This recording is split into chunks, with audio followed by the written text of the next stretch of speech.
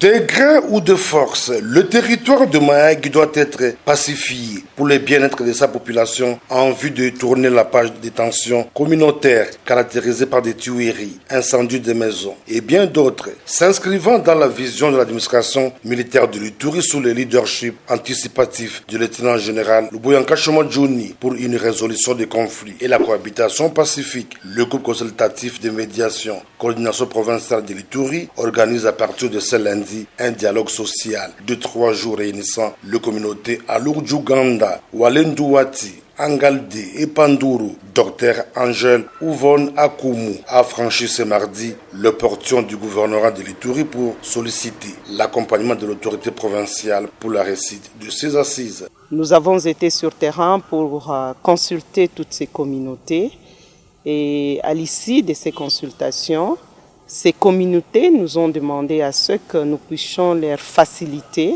le dialogue social avec toutes ces autres communautés, raison pour laquelle nous sommes venus voir l'autorité pour son accompagnement dans ces processus de dialogue.